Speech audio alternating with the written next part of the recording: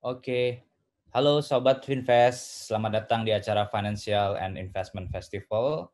Bertemu dengan saya Gilang Pradityo, selaku moderator untuk sesi saat ini, dengan materinya adalah peluang dan peranan fintech di Indonesia.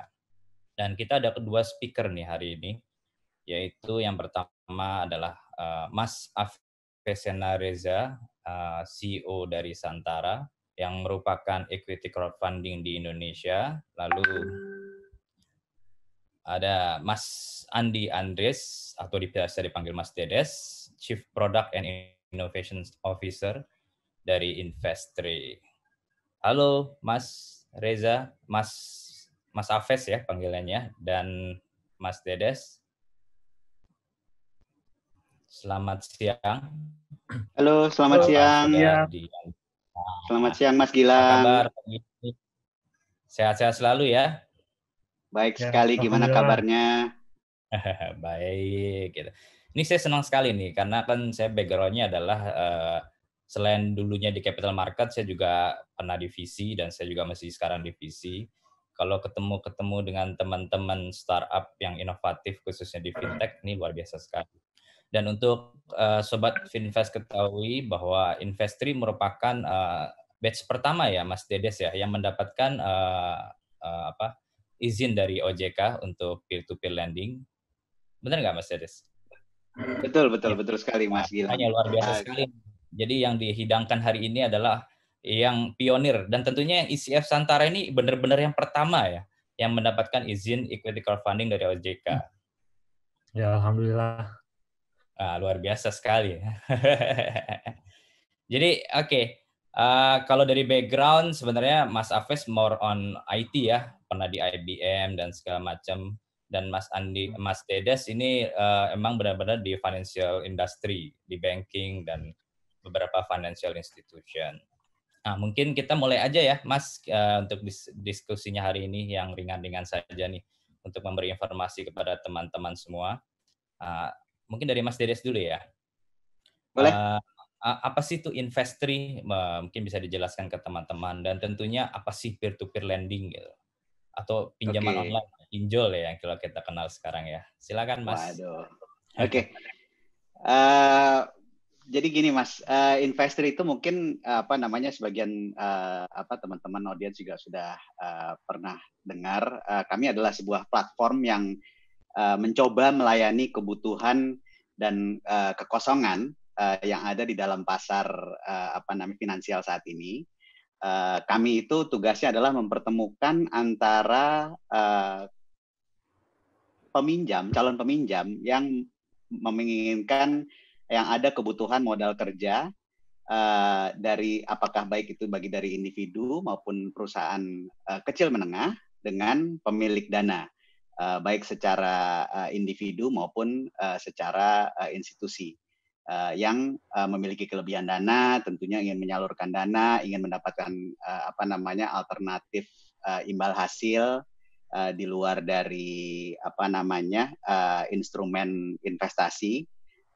Jadi ada kesempatan bagi individu untuk menyalurkan, ibaratnya menjadi pemodal dari usaha-usaha yang dijalankan oleh industri kecil menengah.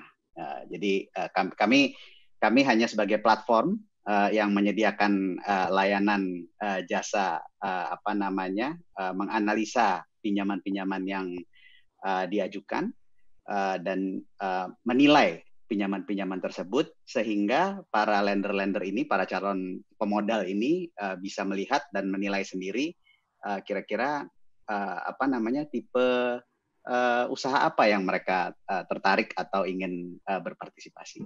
Kurang lebih secara umum seperti itu, Mas Gilang. Nah, jadi perantara yang ya sebenarnya kayak financial institution, perantara antara yang punya banyak uang dan yang membutuhkan uang gitu ya. Iya, bisa dibilang seperti itu kasarnya, Lebih Mas. dalam bentuk pinjaman. Dalam bentuk pinjaman, betul. Jadi kayak perbankan dalam bentuk pinjaman. Betul. Oke, terima kasih Mas Dedes. Nah, sekarang kita main tahu juga nih, Santara itu apa sih, Mas Aves. Terus equity crowdfunding apa sih? Saya beberapa kali jadi pembicara juga sempat expose mengenai ECF karena ini kan hal baru ya. Nah, sekarang kita langsung dari sumbernya yang merupakan pionir penerima lisensi dari OJK terkait ECF. Silakan Mas Aves. Oke. Makasih Mas Gilang. Salam kenal Mas Dedes juga. Salam kenal Mas Aves.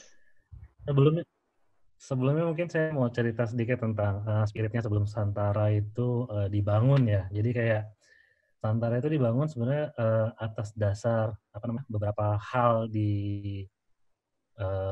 terkait kegelisahan, terkait keinginan dari beberapa pihak gitu. Keinginan itu keinginan apa? Keinginan orang-orang yang udah punya saving lebih nih, udah punya tabungan lebih, udah punya duit lebih, terus mereka pengen punya bisnis, mereka pengen punya usaha, tapi masalahnya kayaknya misalnya nih ada orang yang udah punya tabungan nih, mungkin let's say 5 juta gitu, mahasiswa punya tabungan 5 juta, terus mereka pengen bikin coffee shop. Coffee shop itu kan nggak cukup modal 5 juta gitu.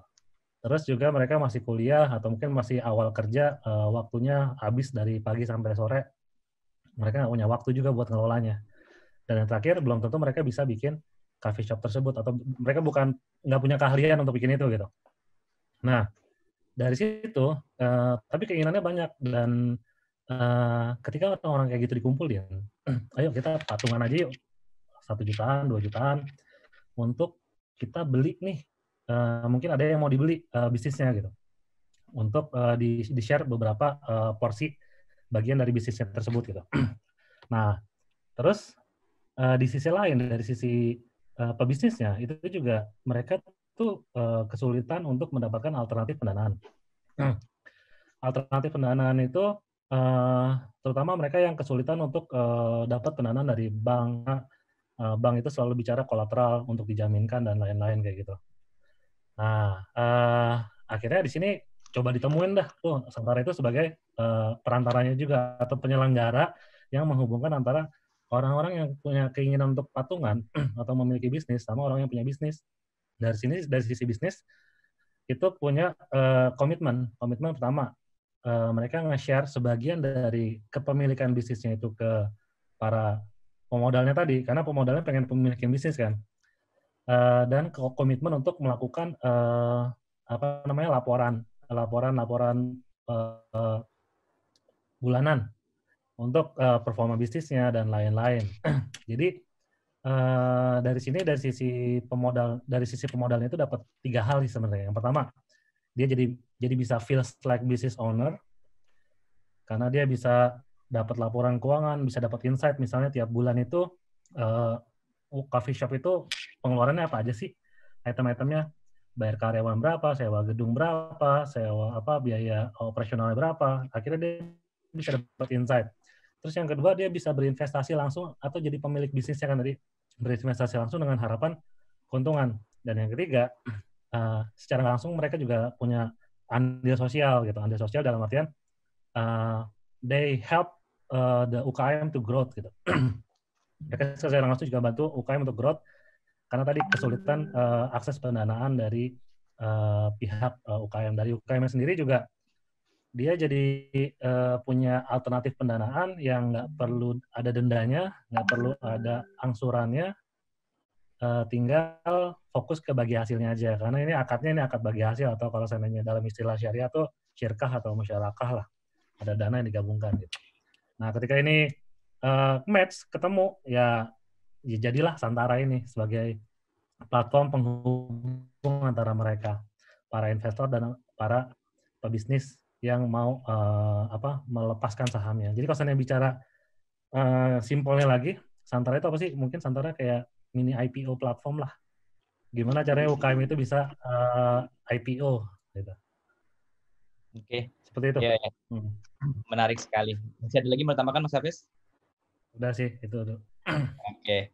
Jadi ini menarik banget ya. Jadi sekarang masyarakat punya pilihan khususnya untuk teman-teman pebisnis dan UMKM. Dia bisa mengajukan financing melalui Investri dalam bentuk pinjaman, dan jadi juga bisa mengajukan financing dalam bentuk equity dengan Santara. Jadi lengkap nih. Terus juga kalau kita investor, enak juga nih kita bisa naruh uang di Investri, kita dapat bunganya lumayan lagi ya, Mas Dedes. Terus Lumayan, kita, kalau di Santara itu, ya tadi Mas Reza bilang, wah 5 juta kita bisa punya kedai shop kopi. Wah gila, keren banget sih memang sebenarnya nih. Nah sebenarnya ini saya penasaran, nah untuk Investri dulu, siapa sih teman-teman yang bisa mengajukan pinjaman di Investri itu? Ada industri khusus nggak yang memang dituju oleh teman-teman Investri? Silakan Mas Dedes. Oke, jadi kami memiliki kurang lebih 6 solusi produk finansial, Mas Gilang. Salah satunya yang kami memang sudah mulai dan sudah sejak dari awal kita beroperasi dan ini juga merupakan menjadi core bisnis kita itu adalah invoice financing. Jadi yang kita lakukan adalah kita membiayai hasil dari invoice yang akan dibayarkan oleh satu pemilik usaha dengan pemberi kerja. Kenapa kita berfokus ke situ? Karena balik lagi dalam dunia pinjam meminjam, otomatis ada resiko yang melekat di dalamnya. Nah itu yang kami coba untuk mitigasi sebaik-baiknya, sehingga kami juga adalah salah satu platform P2P yang memiliki tingkat risiko yang cukup rendah, karena memang di situ invoice financing memiliki risiko yang relatif cukup rendah untuk berikan pinjaman oleh masing-masing partisipan lender gitu ya. Kolateralnya, Nah, itu ya. Ya. Invoice financing. Kenapa, Mas? Ada kolateralnya. Invoice-nya Nggak itu ada, ya kolateralnya. nggak ada ya. Jadi Nggak invoice-nya sebagai underlying, Mas. Invoice-nya sebagai underlying.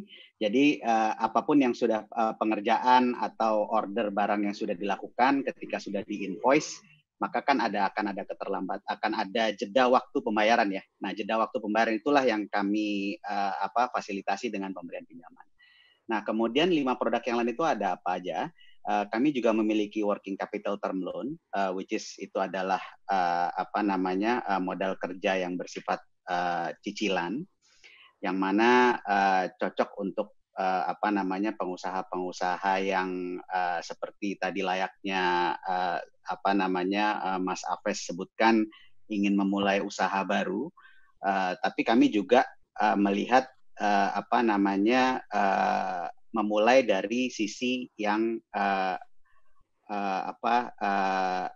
berbasis dari e-commerce misalnya gitu. Jadi apakah ada pengusaha-pengusaha baru atau pengusaha-pengusaha kecil yang ingin meningkatkan pembelian inventory atau meningkatkan modal produktifnya, itu bisa mengajukan pinjaman juga ke kami.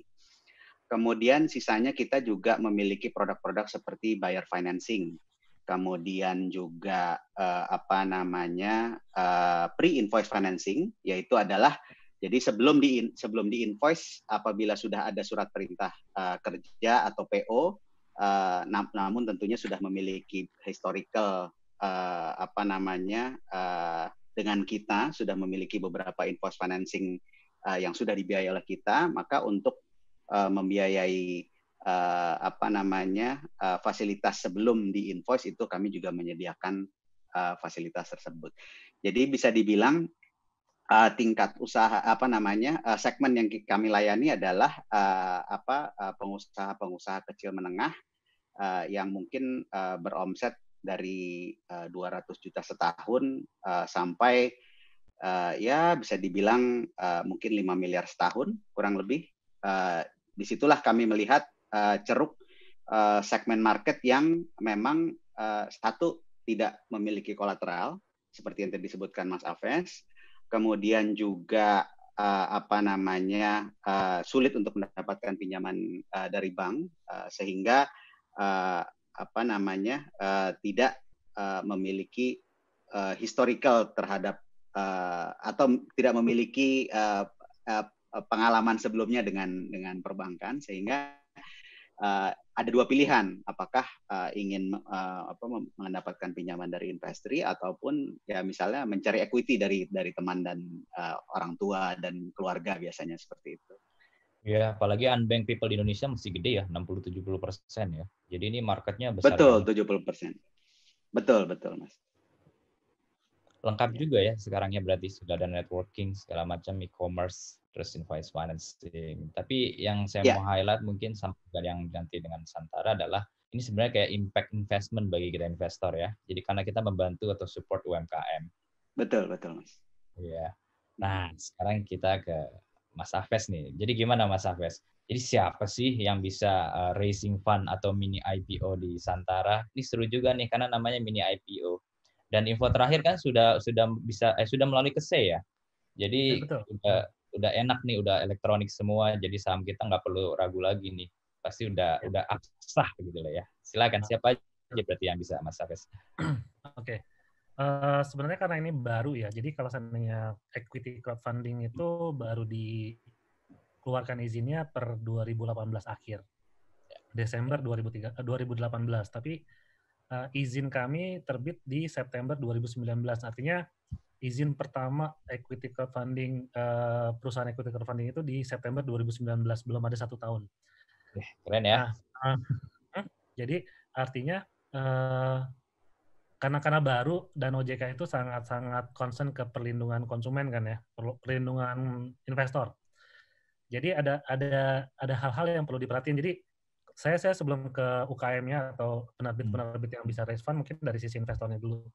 Ada sebuah rule of game, ketika orang itu mau invest di sini, itu nggak sembarangan bisa invest sebanyak mungkin, itu nggak, kita batasin. Jadi yang penghasilannya di bawah 500 juta per tahun itu cuma bisa maksimal 5% dari pendapatan dia.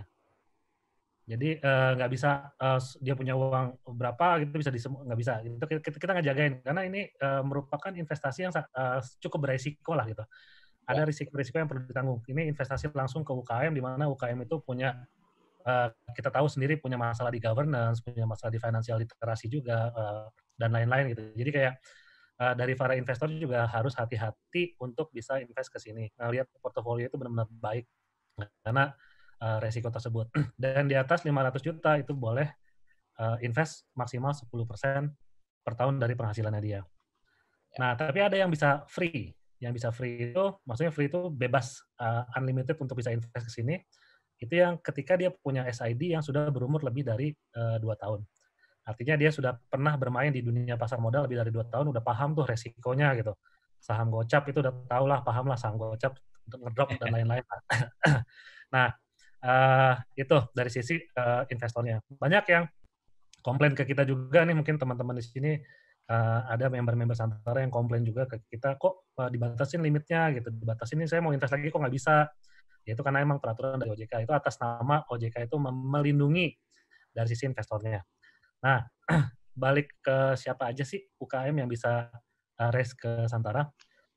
Nah, ketika kita bicara equity crowdfunding, itu kan berarti ada equity yang di-share.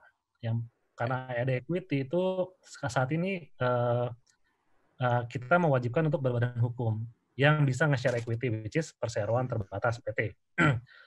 Jadi syarat utama bagi penerbit atau UKM yang mau listing di Santara itu harus berbadan hukum PT. Tapi apakah harus PT? Baru boleh ke Santara? Enggak juga. Daftarin aja, selama ada 3 kriteria yang terpenuhi. Kriteria itu apa aja?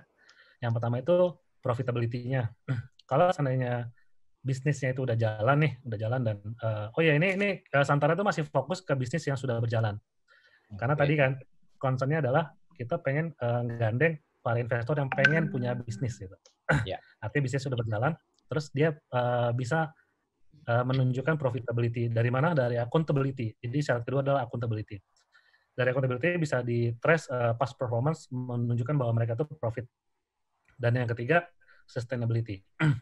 Jadi selama ada 3 kategori itu, profitability, accountability, dan sustainability-nya itu menurut tim kami itu masuk kriteria, itu bisa daftar ke Santara walaupun belum berbadan hukum. Nanti kita lihat, kita assess, dan kita mungkin akan screening juga.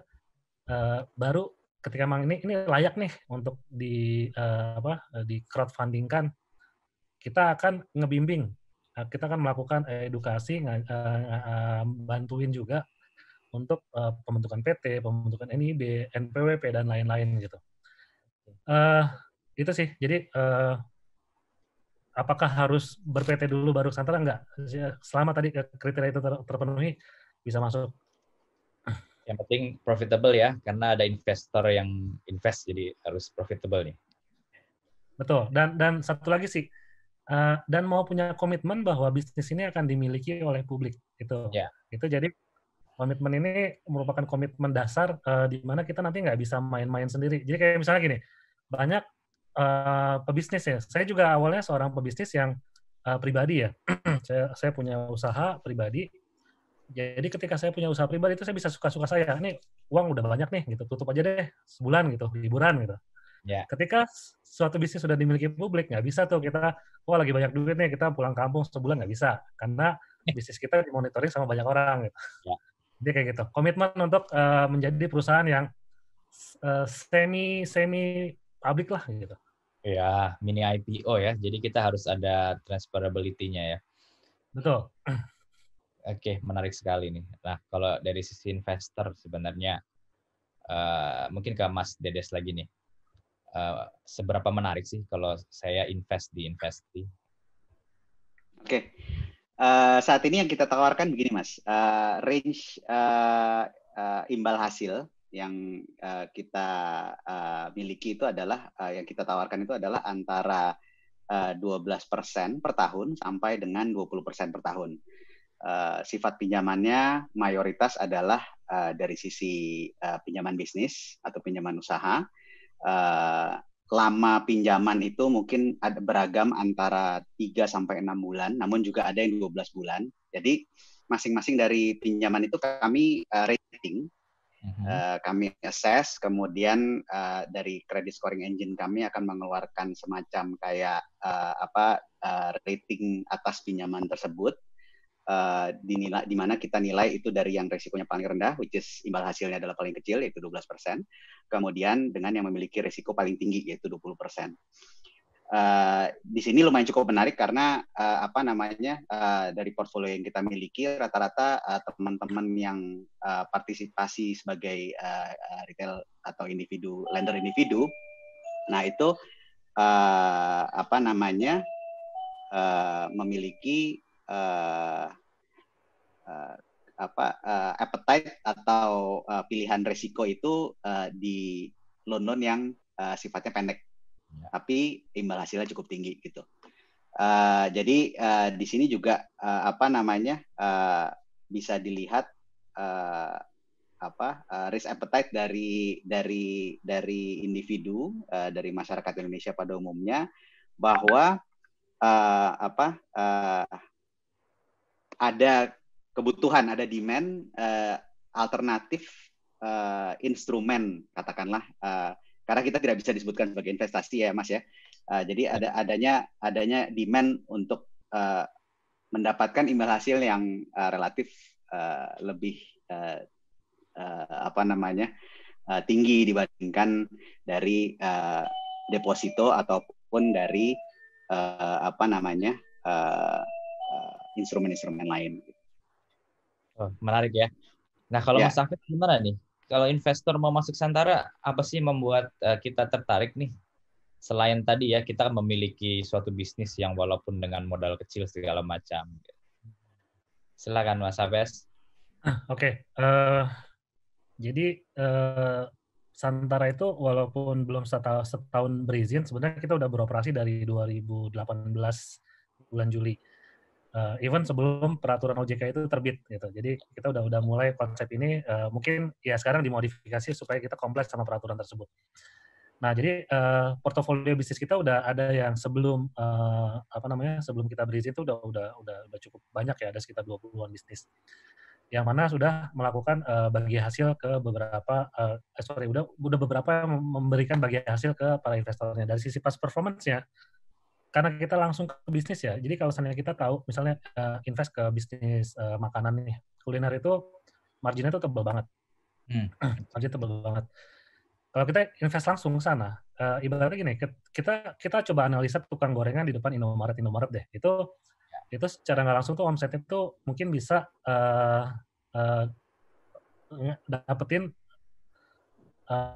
salary, itu salary si tukang gorengan itu mungkin bisa menyerupai UMR lah kalau memang dia habis terus dan bagus terus gitu, hanya seorang tukang gorengan. Nah, investasi ke bisnis kuliner itu sangat tebal marginnya sehingga kita average di sebelum pandemi kemarin itu di atas 12% per tahun bagi Lumayan ya. hasilnya. Ya, Ada yang sampai 18% gitu. Itu karena direct investment ke bisnis. Oke. Itu sih sebenarnya yang jadi concern utama. Tapi terus gimana pas ke pandemi kemarin kan ngedrop nih gitu, kan ngedrop. Orang pada work from home, industri kuliner sepi, nggak ada yang dine in dan lain-lain gitu. Nah ini juga menarik nih, karena pada saat pandemi Santara juga sebenarnya, ini sorry bahas agak pandemi ya, jadi kan ini baru kejadian ya. Nggak apa-apa sih sebenarnya itu main question, tapi nggak apa-apa, lanjut.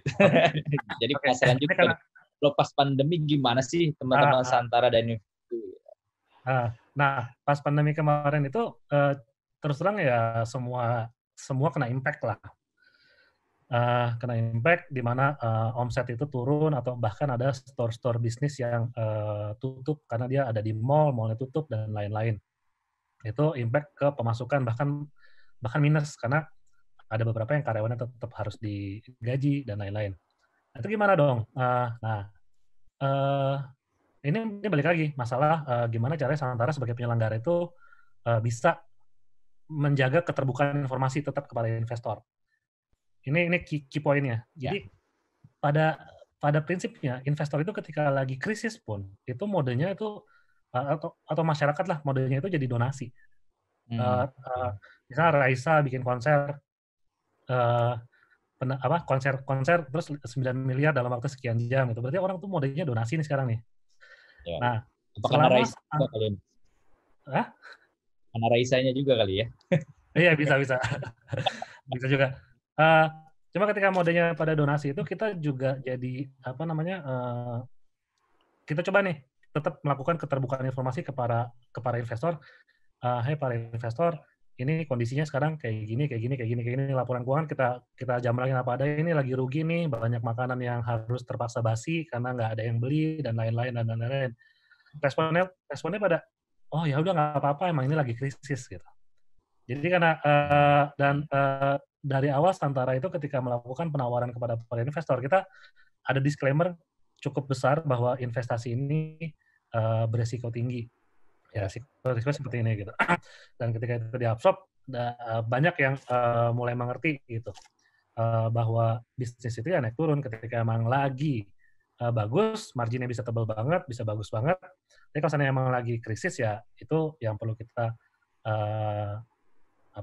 absorb lah, kita serap bareng-bareng. Nah, insya Allah kalau misalnya kayak gitu, kita bisa kuat bareng-bareng. Semangat gotong royong itu ada gitu.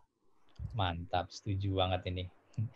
Kalau industri gimana Mas Dedes? Apakah terdampak COVID?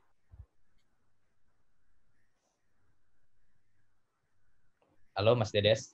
Ya, jadi memang ini kondisi COVID ini tidak sangat unfortunate ya Mas ya, terutama bagi beberapa fintech lain dan mungkin bisa saya fokuskan ke beberapa pemain peer-to-peer lain. Tapi kebetulan kami ini adalah penyedia, kan fokus kami adalah di UMKM nih Mas. Saat ini beberapa UMKM memang mengalami kemunduran otomatis, tapi di luar pihak juga beberapa usaha lain yang sifatnya menengah, katakanlah misalnya ada beberapa muncul tiba-tiba supplier APD baru, atau misalnya mungkin ada usaha-usaha logistik yang mensupport dari kebutuhan alat-alat kesehatan. Nah, segmen-segmen inilah yang kita berhasil untuk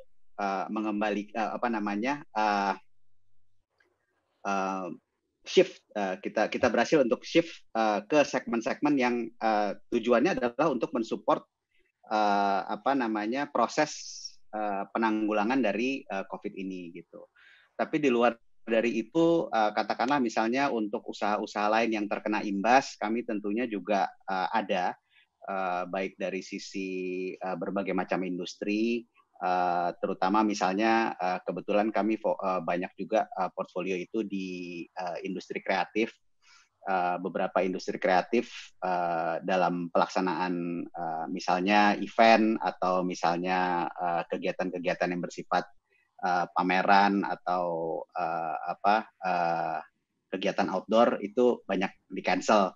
Nah, hal-hal seperti ini yang juga mengalami sedikit otomatis keterlambatan pembayaran atau mungkin tidak ada kelanjutan kontrak dan lain sebagainya. Tapi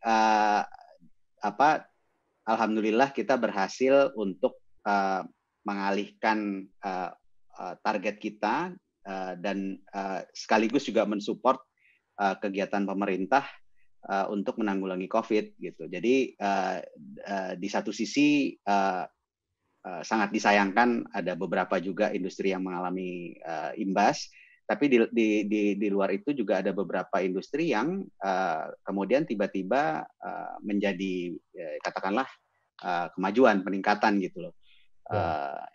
Jadi keseimbangan inilah sih Mas yang kita utamakan ya. Jadi kebetulan produk-produk yang kita siapkan, yang kita sediakan di platform itu bisa membantu walaupun dalam situasi krisis seperti ini, dan alhamdulillah juga ada beberapa lender-lender walaupun masih mengharapkan imbal hasil, tapi juga sekaligus membantu mensupport penanggulangan COVID.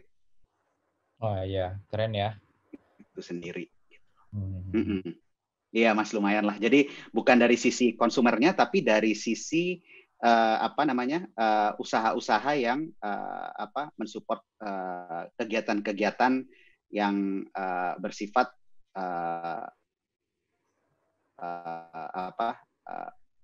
new protokol ini gitu, yang bersifat mendukung kegiatan new protokol ini.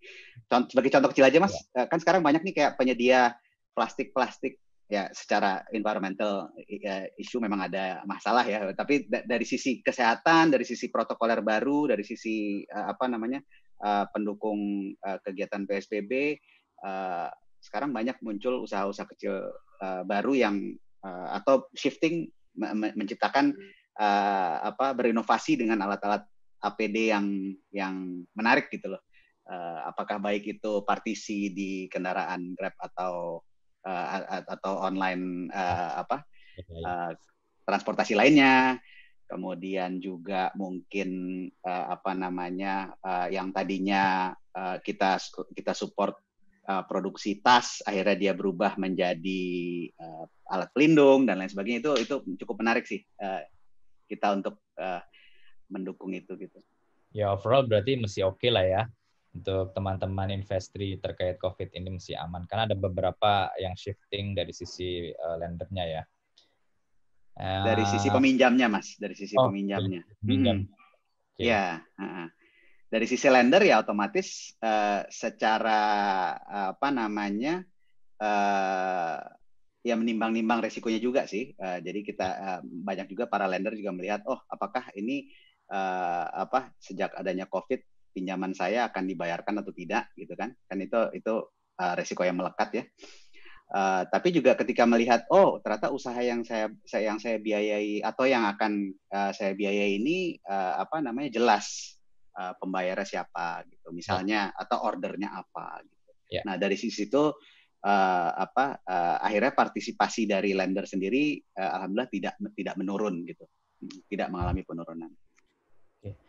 Berarti mungkin next question-nya adalah bagaimana sih P2P lending ke depannya di Indonesia secara industri menurut Mas Dedes? Akan semakin berkembang karena kan kita nih banyak isu-isu juga nih terkait pinjaman online bermasalah segala macam. Nah, ini menjadi penting nih untuk edukasi kepada teman-teman investor maupun yang peminjamnya. Gimana itu menurut Mas Dedes? Ya, memang pinjol ini cukup menarik ya, karena saat ini yang beredar dan mungkin terlihat di masyarakat ataupun stigma yang ada di masyarakat adalah sebuah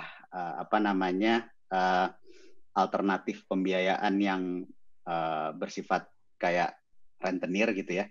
Tapi kalau saya lihat memang pinjaman-pinjaman online ini yang bisa dibilang tidak yang fokusnya adalah lebih ke arah pinjaman konsumtif gitu loh. Jadi walaupun bisa dibilang berkedok sebagai finansial inklusi, tapi kalau saya lihat kok tujuan pinjamannya tidak ada kan. Kami di Investri sangat mementingkan purpose of the loan itu apa sih gitu. Kita untuk pengembangan usahanya. Jadi kita ingin sekali untuk agar pinjaman yang diberikan itu produktif. Jadi bukan pinjaman yang konsumtif di luar dari nominalnya ya.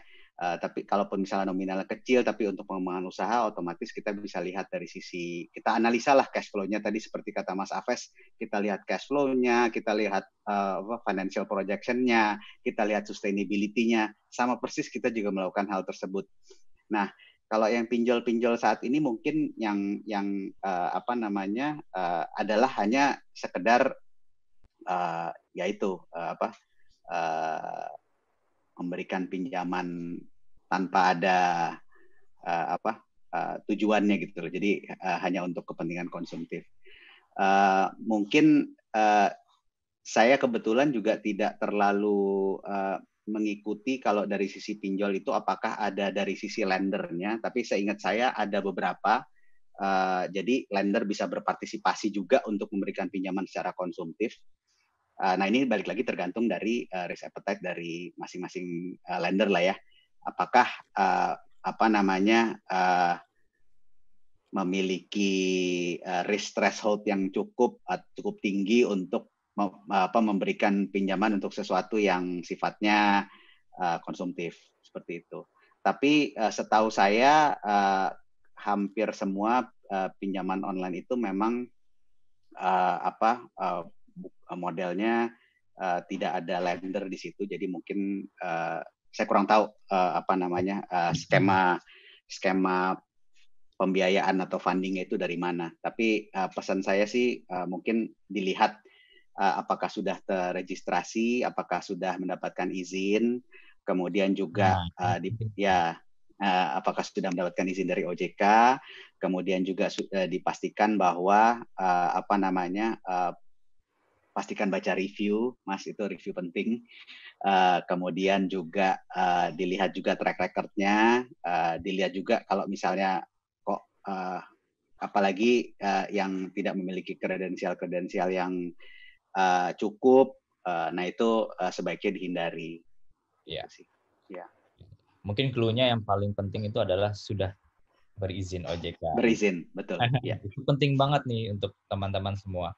Apapun itu lembaganya berizin OJK, kita lebih aman harusnya. Betul. Ya, sekarang kita ke Mas Afes lagi nih. Mas Afes, kalau kita bicara ECF, sebenarnya challenge-nya masih besar banget di Indonesia. Karena ya Mas Afes bilang tadi, ini masih baru kan. Gitu. Nah, gimana sih nanti cara Santara dan teman-teman di ECF untuk mempopulerkan, untuk mengenalkan, mengedukasi lagi kepada masyarakat supaya banyak yang mulai tertarik untuk gabung dengan teman-teman equity crowdfunding. Silakan Mas Afes. Oke. Ya, alhamdulillah saat ini Santara itu fenomenanya justru kita kuat di investor base ya awalnya. Jadi investor kita sekarang saat ini jauh lebih banyak dibanding para penerbitnya. Jadi ketika alhamdulillah sekarang alhamdulillah investor kita udah 180 ribuan, sedangkan penerbit kita itu baru sekitar 47 di bawah 50. Yang challenge dari kita sebenarnya dari sisi tadi screening dari sisi penerbitnya.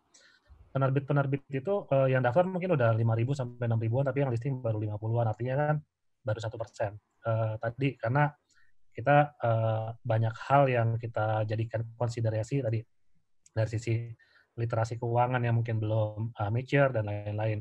Jadi kita butuh sih sebenarnya kolaborasi sama banyak pihak untuk meningkatkan financial literasi terhadap pelaku bisnis supaya mereka tadi how to show that gimana cara nunjukin bahwa mereka itu profit sih gitu.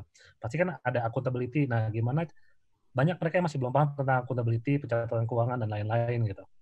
Dan masih banyak mereka yang punya pandangan bahwa gue bisnis udah cukup kok buat hidup gitu. Udah gue bisa naik haji, gue bisa punya mobil, bisa punya rumah dan lain-lain. Itu cukup. Mentalnya masih bisnis kecil gitu. Bukan mental corporate yang mana dia bisa mensejahterakan hampir seluruh karyawannya nanti kalau seandainya. Jadi kayak banyak yang ketika dibikin diajak, ayo bikin PT nanti ribet bayar pajak dan lain-lain kayak gitu. Ya. Nah, ya itu jadi challenge buat kita. Tapi kita ya lumayan mulai nemuin lah formulanya. Kita bilang ke mereka nggak ada perusahaan yang bisa gede banget kalau nggak PT gitu. Nggak ada perusahaan besar yang nggak PT lah gitu ya kayak gitu. Situ mau besar nggak? Oh ya mau ya. Kita bisa mau. Jadi kayak banyak hal-hal yang kita perlu edukasi ke sana. Kita juga nempel coba engage ke Kementerian Koperasi dan UKM untuk melakukan edukasi sampai nanti akhirnya mereka bisa siap. Kementerian Desa tertinggal juga kita engage sama mereka supaya mereka bisa mengedukasi teman-teman bahwa ada loh fasilitas lepas saham yang nanti bisa jadi kayak mini IPO. Harapannya apa? Harapannya supaya mereka semua UKM itu bisa naik kelas, benar-benar naik kelas dan terukur naik kelasnya. Salah satu contohnya adalah kami under discussion juga sama IDX. IDX Bursa Efek Indonesia udah beberapa kali diskusi tentang gimana caranya kalau bisa Santara diharapkan gitu. Santara diharapkan menjadi perpanjangan tangan atau ICF itu diharapkan jadi perpanjangan tangannya IDX. Kalau seandainya nanti UKM itu invest atau dilepas sahamnya ke publik dan akhirnya dia bisa growth, omsetnya itu bisa gede dan asetnya bisa lebih dari 30 miliar scale up gitu, artinya dia sudah pantas untuk masuk ke IDX untuk penawaran umum gitu. Jadi harapan kita nih ada beberapa portofolio atau bisnis-bisnis yang di Santara ini bisa scale up dan bisa masuk jadi perusahaan terbuka. Ya simpel lagi nih. Ada satu contohnya misalnya ada satu warung sop ayam gitu, sop ayam TBK gitu. Itu kan jadi sangat menarik gitu. Sebuah scale up yang terukur. Harapannya kayak gitu. Tapi ya mulai dari yang kecil itu tadi finansial literasi terhadap pelaku bisnis dan edukasi kepada investor bahwa invest di sini itu sekaligus membangun bangsa juga loh, membangun ekonomi juga loh, karena ketika lo invest di sini, bisnisnya bisa semakin gede, dan kalau seandainya bisnisnya semakin gede ya karena UKM itu mendominasi dari pelaku bisnis di Indonesia kan, artinya ekonomi Indonesia semakin keangkat ke scale up kayak gitu. Iya, benar banget sih. UMKM memang kalau nggak salah itu support ke PDB sampai 70% juga sih. Jadi emang UMKM di Indonesia itu luar biasa besarnya dan marketnya memang sangat luas sih. Dan ini tadi menarik, Mas Aves cerita kerjasama dengan IDX atau Bursa Efek Indonesia. Nah, ini menjadi suatu hal yang menarik. Jadi platform Santara itu tetap akan kolaborasi dengan Bursa Efek Indonesia. Jadi tidak merupakan sesuatu yang terpisah atau jadi kompetitor ya. Itu menjadi menarik sekali sih sebenarnya. Justru malah jadi jembatannya ya. Ya, jadi pre-IPO lah gitu. Ya, pre-IPO, menarik. Nah, ini udah ada beberapa pertanyaan nih Mas Aves, Mas Dedes. Kita mungkin lihat satu-satu kita pilih ya. Nah, ini ada pertanyaan menarik untuk berdua. Apakah namanya nggak ada nih, anonymous. Apakah ada penjaminan di P2P lending dan equity crowdfunding seperti deposito yang dijamin LPS? Gimana? Siapa yang mau jawab dulu? Silakan. Saya dulu boleh? Tidak ada jawabannya. Tidak ada penjaminan dari LPS. Jadi peer-to-peer lending ini dari sisi lender memang 100% resiko dari pendanaan yang dilakukan oleh lender itu menjadi resiko dari si lender itu sendiri. Jadi dan kita juga by regulasi itu tidak diperbolehkan untuk memberikan saran atau rekomendasi atas pinjaman yang tersedia di marketplace kita. Namun biasanya yang dilakukan adalah para lender akan membangun sebuah portfolio diversifikasi sendiri yang bisa membungkus atau mengisi portfolio tersebut dengan pinjaman-pinjaman yang memiliki beragam risiko. Jadi misalnya dari 10 pinjaman yang berpartisipasi, mungkin 5 yang gradingnya A, kemudian 2 yang gradingnya C, yang returnnya paling tinggi, kemudian 3 itu yang gradingnya B, sehingga kurang lebih bisa dihitung berapa persen yang akan menjadi potential loss apabila terjadi gagal bayar atau keterlambatan pembayaran seperti itu. Gitu. Jadi tidak dijamin jawabannya. Oke. Ya. Kalau Santara gimana, Mas Fes? Sama. Jadi kita nggak jamin, tapi kita dan sama juga persis Santara juga nggak boleh dari OJK itu memberikan rekomendasi bahwa investasi ini akan bagus dan lain-lain, itu juga nggak ada. Jadi kita cuma sebagai penyelenggara menyampaikan portofolio bisnisnya ini, dan bisnisnya ada di lokasi ini, warungnya ada di kota ini, di alamatnya sekian, itu silakan bisa datangin sendiri. Jadi kayak para investor yang pengen memiliki bisnis bisa datang ke situ dan bisa nyobain sendiri dan bisa ngerasain dulu feel-nya gitu. Baru nanti ketika mereka invest ya mereka jadi pemilik itu. Suka dukanya yang ada di kepemilikan itu ya jadi tanggung jawab para investor. Seperti itu. Oke. Berarti nggak ada penjaminannya. Tapi makanya, tapi itu juga regulasi OJK sih ya, kan kita nggak bisa garansi rate segala macam. Jadi kembali kepada model KYC-nya investor nanti ya.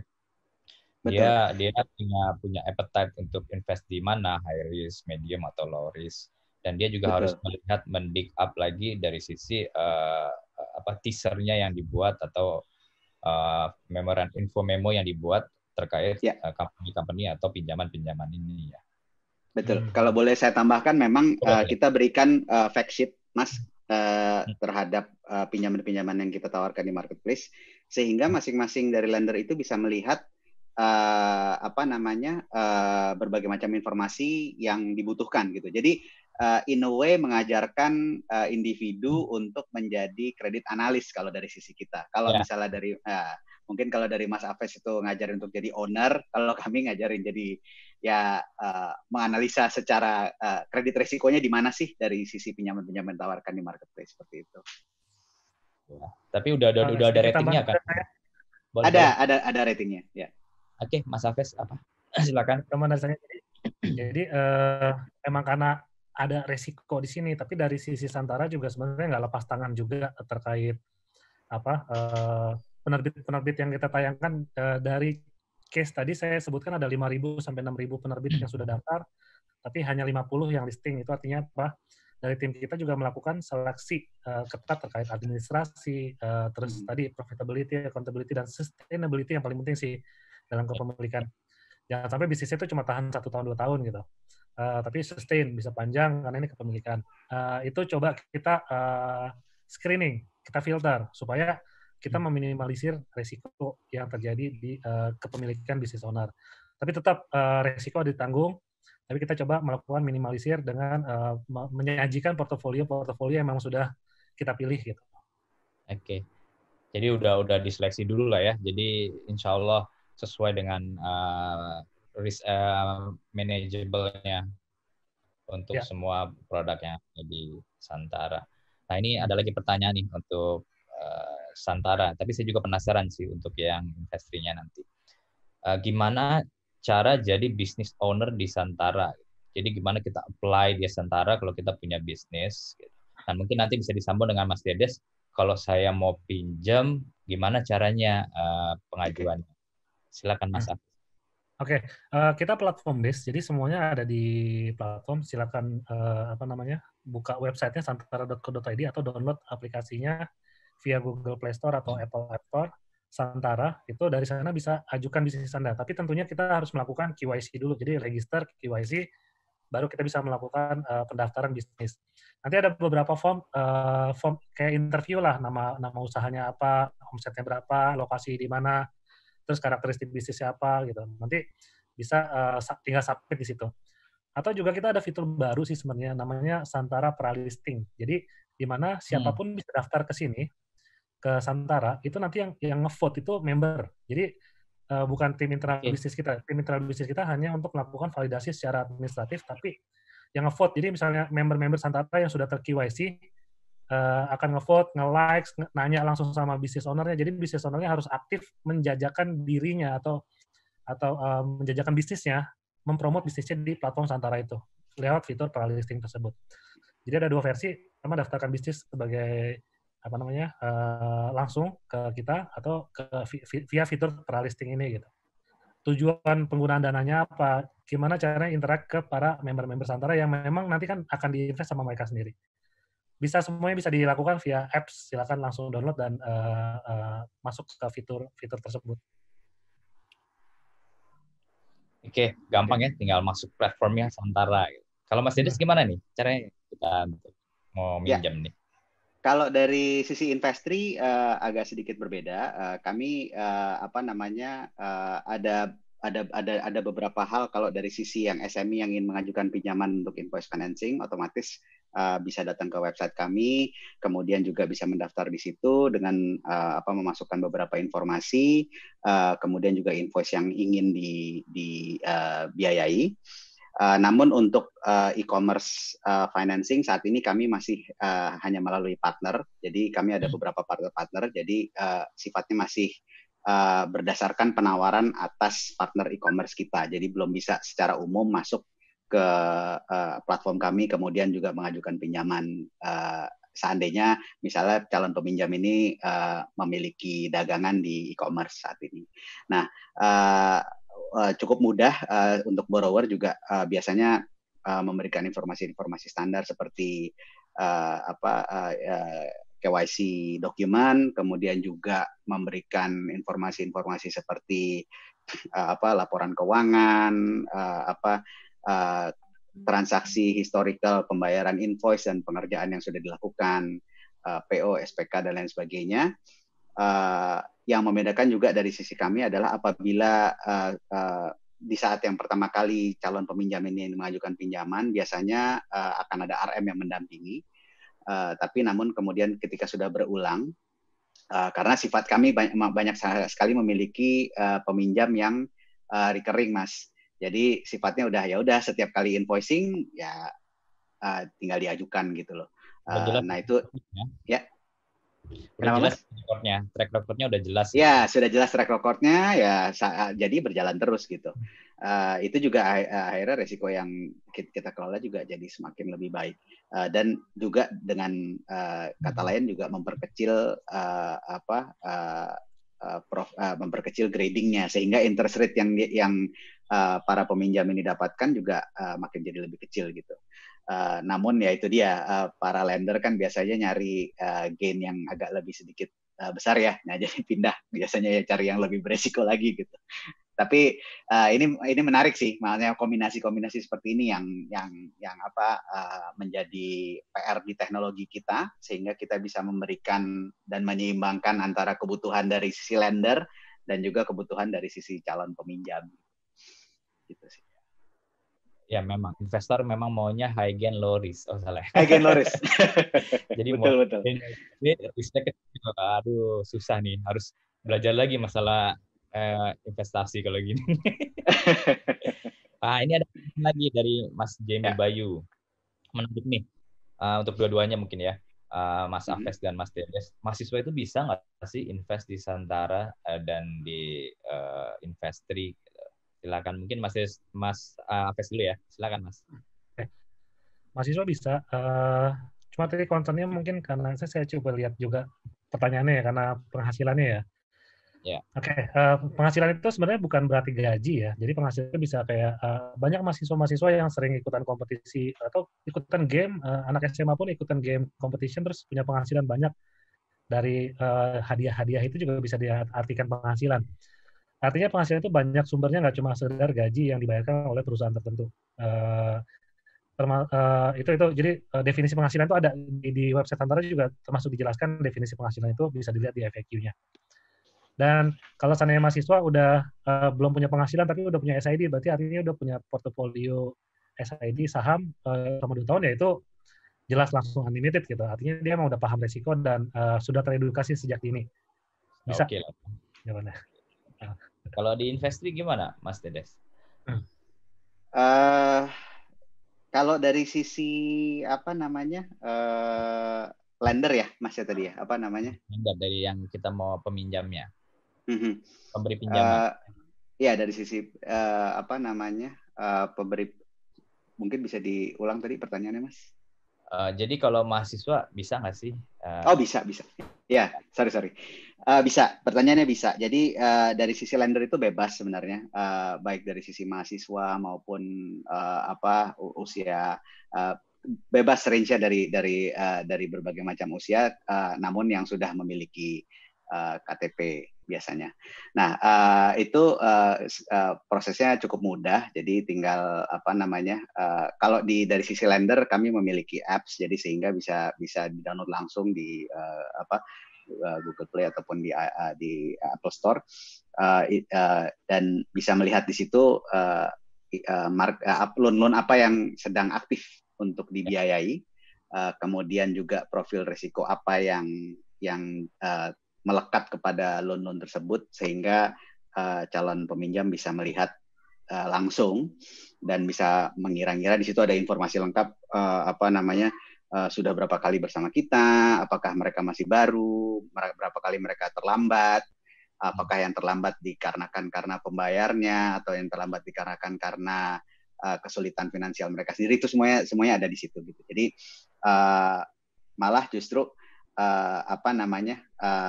selain dari itu juga mungkin para mahasiswa juga bisa melihat, oh ternyata tipikal industri ini sifatnya seperti ini ya gitu.